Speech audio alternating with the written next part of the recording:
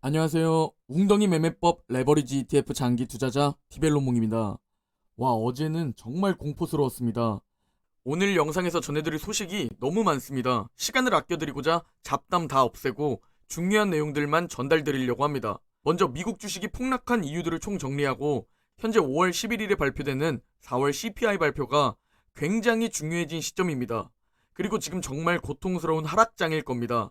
여윳돈으로 투자하는 우리는 이 하락장에서 현금을 가지고 있어야 하고 용기를 내고 줍줍해야 하는 이유를 공유드리려고 합니다. 금일 미국 증시는 진짜 폭락을 했습니다. 다우가 3.1% 하락, 나스닥은 무려 5% 하락, S&P 500은 3.56% 하락했습니다. 나스닥 마오. 우리가 보통 마 3만 나와도 기겁을 하는데 나스닥 마오는 정말 충격적이었습니다. 일단 미국 증시 전체를 보면 올해 하락장에 들어와 있는 상황에서 올해 중 오늘이 최악의 날을 기록했습니다. 어제 파월이 75bp 금리 인상은 고려하고 있지 않다 라고 말을 한 후 급등을 했는데 그 상승폭을 다 씹어먹고 더 내려갔습니다. 오늘 하락의 이유는 꽤 많고 길기 때문에 바로 뒤에서 언급드리도록 하겠습니다. 금일 맵을 살펴봐도 어제의 에메랄드 맵과는 다른 피바다를 볼 수 있습니다. 미국 증시가 폭락한 이유를 살펴보면 먼저 미국 10년물 국채금리가 급등했습니다. 드디어 장마감 기준으로 3%를 넘었고 지금 10년 기준으로 봐도 최고치 수준에 머물러 있습니다. 이제 누가 봐도 약세장이 돌아왔다. 올해는 하락장이다. 라고 생각을 할 겁니다. 올해 들어서 갑자기 미국 증시가 폭락하는 또 다른 이유는 바로 빅테크의 하락입니다. 그동안 작년까지만 해도 거품이 끼어있는 중소형주들이 폭락을 해도 미국 증시가 버틸 수 있었던 가장 큰 이유는 빅테크가 버텨주었기 때문입니다. 특히 그나마 실적 발표로 버티던 기업들 역시 최근 아마존의 어닝 쇼크 이후 폭락을 보고 투자자들의 빅테크 매도세가 훨씬 강해진 상황입니다. 현재 지수가 버티고 상승하려면 결국 빅테크 매도세가 멈춰야 하고 빅테크 저가 매수세가 유입이 되어야 합니다. 빅테크는 나스닥에서 약 50% 비중을 차지하고 있고 S&P 500에선 약 30% 비중을 차지하고 있을 정도로 미국 증시에서 비중이 굉장히 큽니다. 그런데 어제는 너나 할 것 없이 폭락을 보였습니다. 애플이 마이너스 5.5, 마이크로소프트가 마이너스 4.3, 구글이 4.7, 어닝 쇼크를 보여준 아마존은 마이너스 7.5, 테슬라는 마이너스 8.3, 엔비디아 마이너스 7.3, 메타 플랫폼즈 마이너스 6.7%, 빅테크 거의 모든 종목들이 마이너스 5% 이상 하락했기 때문에 증시가 버티지 못하고 폭락을 했고 빅테크 비중이 더 높은 나스닥은 마이너스 5%를 기록한 겁니다. 현재 빅테크들의 PER입니다. 그리고 어제 애플은 워렌 버핏이 매수한 추측 주가보다 조금 더 떨어진 상황입니다. 워렌 버핏은 이번에 애플 약 7천억 원 정도 추가 매수를 진행했습니다. 즉 버크셔 해서웨이가 판단했을 때 지금 애플의 가치는 향후를 바라봤을 때 저렴한 구간에 돌입했다고 판단한 겁니다. 지금 상황에서 가장 큰 문제가 뭐냐면 시장이 파월, 연준을 믿지 못하고 있다는 겁니다. 연준은 경기 침체 가능성이 낮다고 말하고 있지만 현재 시장은 경기 침체 우려를 반영하고 있고 어제 파월은 75bp 금리 인상 고려하고 있지 않다고 말하고 시장은 그 후 바로 6월 75bp 금리 인상 전망이 0%로 바뀌었었지만 하루가 지나니 다시 87%까지 올라온 상황입니다. 분명 어제 파월은 75bp 인상을 고려하지 않는다라고 말했는데 시장은 파월과 연준을 믿지 않고 6월 75bp 인상을 전망하고 있습니다. 그 이유를 살펴보면 연준이 갑자기 영레포 금리를 0.8%로 인상했다는 소식이 나왔습니다. 이게 무슨 뜻이냐면 시중은행이 중앙은행의 돈을 예치할 때 중앙은행이 시중은행에 지급하는 이자를 급등시켰다는 겁니다. 이자가 오르게 되니까 시중은행들은 중앙은행의 돈을 예치하게 될 것이고 이는 시장이 풀린 자금이 회수가 되는 결과로 이어집니다. 금리가 오르게 되고 그러면 돈의 가치가 오르게 되고 그러니 채권에 타격이 가게 되고 그래서 어제 국채금리가 급등하게 된 겁니다. 결국 시장은 파월의 말을 믿지 못하고 있고 이제 직접 눈으로 확인해야겠다 라고 판단하는 듯 합니다. 5월 11일 수요일 4월 CPI가 발표됩니다. 가장 CPI 전망이 정확했던 UBS의 전망대로 이번 발표부터 조금씩이나마 상승률이 꺾여줘야 합니다. 그리고 또 안 좋은 소식이 뭐냐면 어제 신규 실업수당 청구 건수가 발표되었습니다. 예상보다 조금 안 좋은 20만 건으로 발표가 되었습니다. 20만 건은 여전히 그대로 좋다고 볼 수 있지만 걱정해야 할 부분이 노동자 생산성이 1947년 이후 가장 큰 폭으로 떨어졌습니다. 노동자 생산성이 떨어진 이유가 뭐냐면 똑같은 일을 해도 그만큼 받는 임금이 높아졌다는 겁니다. 즉, 이 역시 인플레이션 비용 증가로 연결됩니다. 또 어제 엎친 데 덮친 격, 러시아가 우크라이나 전쟁 중 처음으로 핵공격 훈련에 돌입했다는 소식이 나오면서 어제 선물 시장을 급락시켰습니다. 당장 5월 9일 다음 주 월요일 러시아가 마리우폴에서 승리 선언을 할 것으로 예상되는데, 이 이후 과연 전면전을 선언할 것인지 아니면 종전을 선언할 것인지가 중요해 보입니다. 이런 상황에 현재 개인 투자자들의 심리는 리먼 브라더스 사태 이후 최저를 기록 중입니다. 리먼 브라더스는 나스닥과 S&P 500이 고점 대비 약 마이너스 55%나 하락했습니다. 지금 나스닥은 약 마이너스 25% 정도 하락해 있고 S&P 500은 15% 정도 하락해 있습니다. 그럼에도 현재 개인 투자자들의 심리는 리먼 브라더스 사태 때와 비슷합니다. 약세장을 전망하는 개인 투자자가 많고, 즉 하락할 악재는 넘쳐나는데 상승할 호재는 없다고 생각하고 있습니다. 저가 매수세가 줄어들면서 주가는 하락 및 횡보를 보여주자 이미 나스닥과 S&P 500의 PER은 역대급 유동성을 풀기 전, 즉 코로나 팬데믹 사태 전보다 내려왔습니다.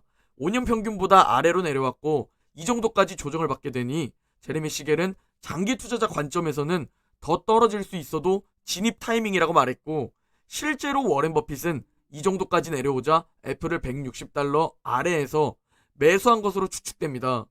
그러나 막상 우리 개인 투자자들은 이 정도 폭락을 맞게 되니 정말 여러 생각이 다 들고 매수를 멈추게 됩니다. 이거 뭐 대공황? 1970년 오일 쇼크? 경기 침체? 라는 공포가 휩싸이게 됩니다. 그러나 세계적인 투자자들은 지금 이럴 때 매수한다는 것을 꼭 알아야 합니다. 현재 워렌 버핏이 매수했다고 추측되는 타이밍입니다. 공통점이 뭐냐면 $160 밑에 있다는 겁니다. 워렌 버핏의 말을 살펴보면 4일 연속으로 하락하고 매수를 했다고 말했는데, 그 주가가 급등해서 더 못 샀다 라고 말했습니다. 버크셔 해서웨이가 생각했을 때 애플의 가치는 미래를 봤을 때 현재 기준으로 $160 아래라면 저렴하게 내려왔다고 생각하고 있다고 추측해 볼 수 있습니다. 그리고 오늘은 $156.7까지 내려왔는데, 과연 매수를 멈췄던 워렌 버핏이 다시 애플의 추가 매수를 시작했을지 개인적으로 그 부분이 너무 궁금합니다. 테슬라의 주가는 매년 평균 마이너스 30% 이상 고점 대비 하락합니다. 이는 곧 일론 머스크의 재산 역시 매년 고점 대비 마이너스 30% 이상 하락한다는 것을 알 수 있습니다. 일론 머스크는 테슬라의 모든 상황을 알고 있기 때문에 고점에서 주식을 팔아서 현금화할 수 있습니다. 매년 30% 이상 하락하는데 고점 부근에서 매도하면 너무 좋을 텐데, 일론 머스크는 현금이 필요할 때가 아니면 테슬라가 매년 고점 대비 마이너스 30%를 기록해도, 자신의 재산이 매년 고점 대비 마이너스 30%를 기록해도 그냥 보유하고 있습니다. 세계 1위 부자가 홀딩하라고 말해주는데도 1000명 중 999명은 그걸 해내지 못합니다. 그런데 우리는 거치식으로 투자하는 게 아니라 하락장에서 더 안전하다고 평가받는 적립식 장기 투자를 진행하고 있습니다. 화면의 차트를 보면 장기 투자 시작 후 3년 동안 하락장에 들어섰고, $100였던 주가는 3년 뒤 $70까지 하락합니다. 그리고 다음 연도에 $90까지 상승을 했는데 4년 동안 거치식을 넣었다면 마이너스 10%를 기록 중입니다. 그러나 적립식으로 투자했다면 물론 투자 비중에 따라 다르겠지만 화면의 차트에선 $90가 아닌 $107가 됩니다. 하락장에서 적립을 해야 한다는 것을 화면의 차트만 봐도 알 수 있습니다. 주가가 뚝뚝 떨어지면 우리는 힘들어합니다. 산전수전 다 겪어본, 그리고 실제로 성공한 극소수의 투자자들은 이런 타이밍이 매수 타이밍이라고 조언합니다. 그리고 실제로 워렌 버핏은 지금 이런 시기에 애플을 추가 매수했습니다. 워렌 버핏은 시장이 공포에 떨 때 탐욕을 가지라고 말합니다. 지금 개인 투자자들의 투자 심리는 15년 만에 역대 최저를 기록하고 있습니다. 지금 이 투자자들이 공포를 떨 때라는 건 누구나 알 수 있습니다. 워렌 버핏의 조언에 따르면 우리는 지금 탐욕을 가져야 합니다. 피터 린치는 주가 하락은 공포에 사로잡혀 주식시장을 빠져나가려는 부한 애동자들이 내던진 좋은 주식을 싸게 살 수 있는 기회라고 말했습니다. 여기서 부한 애동자란 줏대 없이 남의 의견에 따라 움직이는 사람을 말합니다. 즉 개인 투자자가 패닉셀 할 때 싸게 살 수 있는 기회라는 겁니다. 존 템플턴은 최적의 매수 타이밍은 시장의 피가 낭자할 때다. 설령 그것이 당신의 피일지라도 딱 우리의 상황에 맞는 듯 싶습니다. 제 계좌는 마이너스 20%입니다. QLD가 고점 대비 45% 정도 하락했으니 말이죠. 그리고 지금 우리의 계좌는 피가 낭자합니다. 실제로 성공한 극소수의 투자자들 3명의 조언 모두 지금 매수를 해야 한다고 말해주는 듯 싶습니다. 실제로 대폭락을 계속 견뎌내고 결국 몇십 년 동안 자산을 불린 사람들을 보면 약세장이 오는 건 당연한 이치고, 이 약세장은 관망하는 게 아니라 적극적인 매수에 나서는 것이 결국 수익 내는 방법이라는 것을 알고 있었다는 겁니다. 그러기 위해서는 당연히 현금이 있어야 하고 멘탈과 심리가 받쳐주어야 합니다.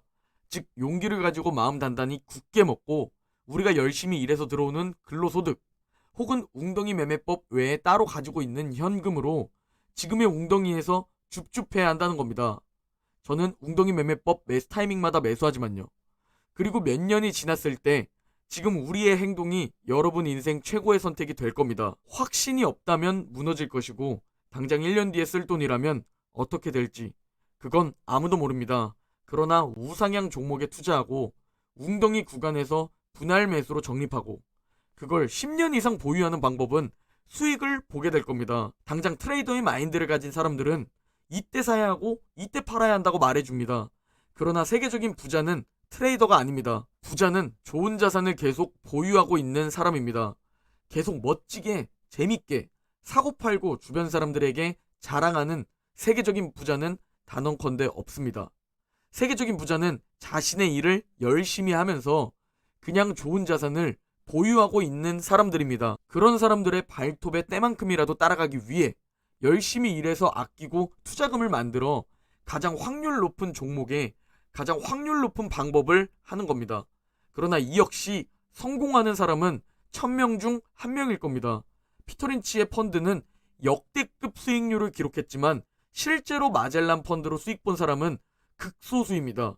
다 팔지 말라고 말해도 이런 하락장에서 다 팔아버렸기 때문입니다. 즉, 내 자산을 결정하는 건 나 자신입니다.